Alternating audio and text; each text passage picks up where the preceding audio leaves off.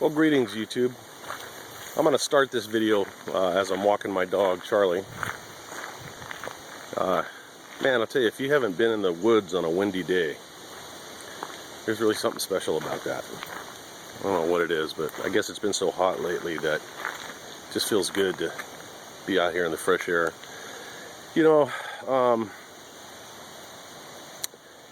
maybe I can even finish this video right here. I'm not sure. We'll see. But one of the guys, somebody on my last video, one of my last videos, had asked me if I could do a video describing how this change came about with me in terms of being, I hate to say, but more suspicious of the government or more concerned about the loss of our rights and such, given my background as you know, an entire career, 2 different careers in law enforcement. You know, most of you know that I'm a retired Los Angeles police officer, and I've worked as a special agent for an inspector general, and I was an Army paratrooper before that. So I've been wearing a uniform of one kind or another really my entire adult life. And it's only been probably within the last couple of years that I've very uncomfortably and reluctantly had to reevaluate my position and in terms of my beliefs as they relate to where we are as a country, where we're going, and who's pulling the strings. And as I said to the guy, I responded, I said, I don't really know if the time to make a video is now, because it's really a work in progress. In other words, I've still got quite a ways to go. I mean, hopefully this is not too confusing, but I guess for some of you military or law enforcement folks that might be listening, you'll probably be able to understand this a lot better than somebody who hasn't been down that road. It's extremely difficult and sad and scary when you've been classifying yourself as a government guy or a law enforcement guy for so long, and then you realize that things aren't what they seem. You know, that maybe the government doesn't have our best interests in heart. Maybe the police aren't always right in the things they do. You know, and I can say that I'm certainly pro-police. I mean, I think you guys understand that. I mean, with all the cop-hating comments I get on some of my videos, and you know, if they're really obnoxious, I erase them and block whoever sent them.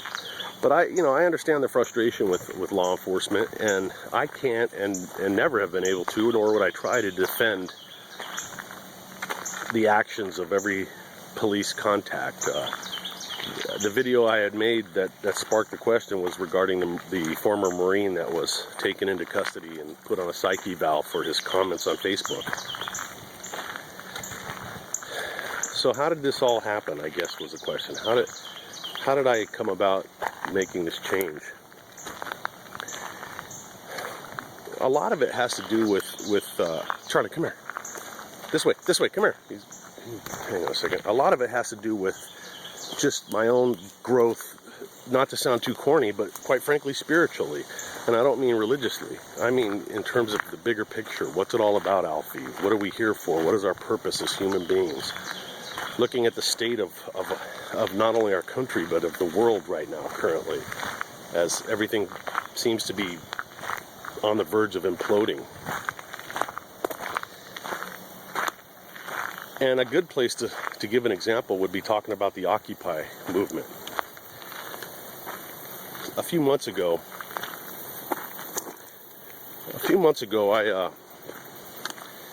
I was on the internet, and the Occupy rallies in, I guess they were Oakland. I'm not sure now, but they were hot and heavy, and there was a lot of online live web broadcasts and debating going on.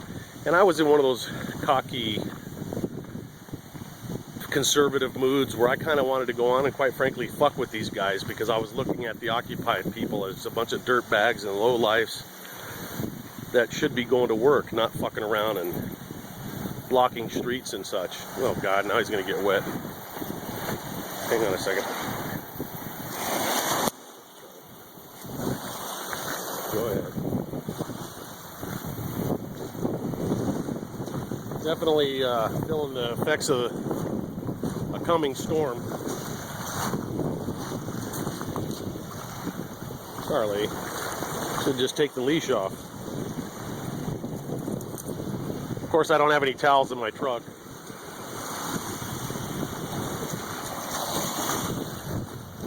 Charlie, come this way. This way.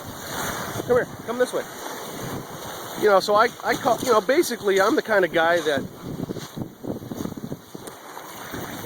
you know, when people are lined up against the police and they're throwing bottles at the police and there's guys in riot helmets lined up to deal with it, I'm on the side of law enforcement. I mean, I've been on those lines in the riots. I was in the riots of LA 1992, and you know, I'm always pro law enforcement. Come on, Charlie, this way.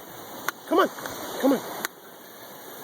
So I looked at the occupiers just in a law enforcement sense, you know, with law enforcement eyes, thinking, you know, these guys are just troublemakers.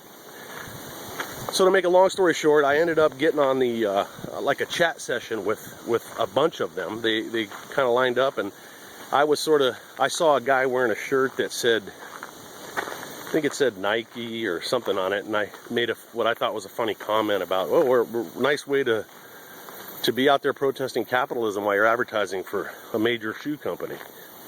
Haha, you know, I thought I was being pretty slick. And I expected these guys to tell me to fuck off and, you know, standard procedure. They didn't do it, man. We ended up in a very, very long conversation. This way, Charlie. And my background came up, which I really thought they were going to tell me to fuck off.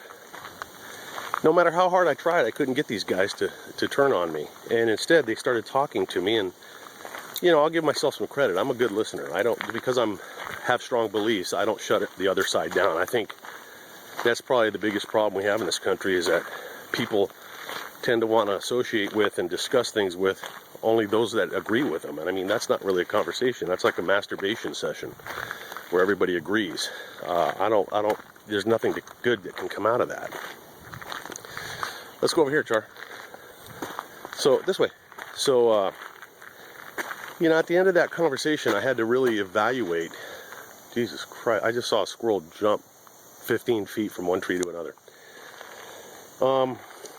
I had to really evaluate the whole Occupy movement. And one of the things that they said was, you know, first they said, hey, look, you know, we know that all cops are not fucked up.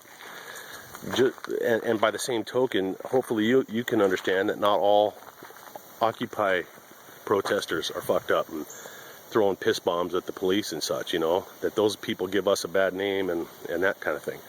Now, I can totally, I associated with that, and I acknowledged it because, you know, being a cop, believe me, when one cop in Mayberry RFD fucks up somebody, every cop in the country has to explain it to all their friends and family and neighbors, and, you know, they weren't there. We don't know what the hell's going on. I mean, some cops are assholes. I mean, let's face it. There's no, as I've always said, there's no factory spitting out good policemen.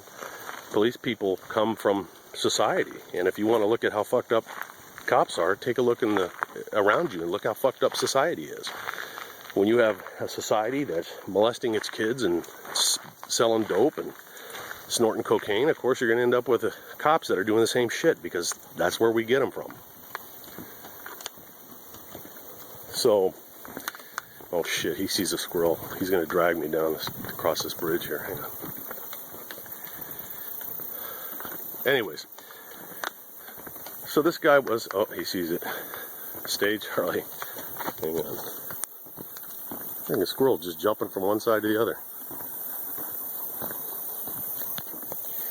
So basically, this guy was, one of the statements was, hey, you know, weren't you fighting when you were in the military and law enforcement? Weren't you fighting to protect our rights and to give us the rights to protest? And aren't we, in essence, doing what it was that you were protecting all those years? You know, he said it much more eloquently than that. That's paraphrasing.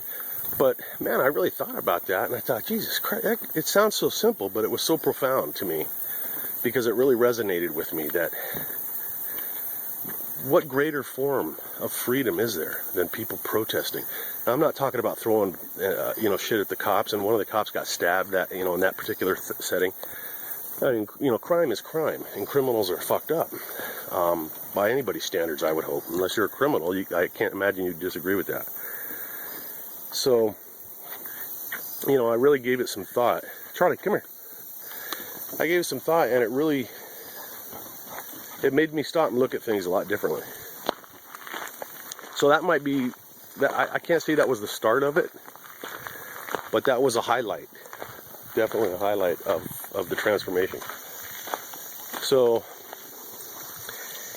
fast forward from that incident from that event to, we do the Uriah show. I don't know if you guys have listened to that, Charlie, but if not, you really should go to all capital letters. And it's not an advertisement. This will give you some insight to this particular topic. It's all caps, Uriah Radio 2012. ARIRARAIDO 2012. That's the YouTube channel. And you can watch the premiere, our first video, and that gives you a lot of background, and it'll give you an idea where my head's at too, in terms of the change that's taking place. It goes much deeper than just politics. I mean, one of the things I'm discovering is that the distraction, and some of it I think is a tactical distraction, of politics is almost it's almost designed to keep humanity from advancing beyond. I mean, isn't the goal to always advance and to elevate? No matter what whether you're in school or in your marriage or in your, you live in an apartment and you want to advance and elevate to a home. And I think the same is true with life in general. That we want to, we don't want to just the status quo. Because if we remain where we're at, I mean, look where we're at. We're gunning people down in theaters, and we've got so much hostility that's driven by politics and differences in race. And when I was a cop, it was unheard of for me to have a conversation with somebody that wasn't a cop. And it wasn't because I thought cops were better than other people. It was for the same reason most cops are like that. There's such a chasm between the mindsets that you just, after a while, you really believe that non-cops just don't get it. They don't understand where you're coming from, and it's just you're going to be on the defensive always. So, if you see me looking down, it's because I find really cool prehistoric arrowheads all the time, and that's what I'm looking for. I've got like 200 or 300 of these bad boys. So,